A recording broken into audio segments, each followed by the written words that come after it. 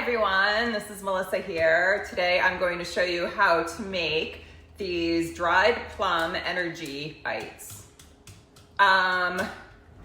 We are going on a road trip soon, and also I saw that we had this giant Costco-sized bag of dried plums, which was a panic purchase for the pandemic that my husband bought.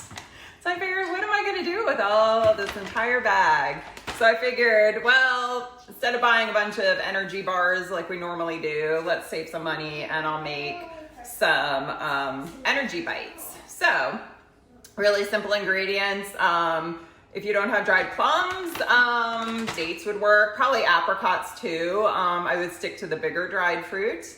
Nothing dehydrated, just dried. And it's with nuts, so you can put a nut of your choice, some cinnamon, a little bit of salt, and then you roll it in coconut after it all goes into the food processor. So you really need a food processor as your major tool for putting everything together. So anyway, they do provide some good energy and fiber, and they're very filling. So hopefully if you make them, please let me know, and yeah, enjoy.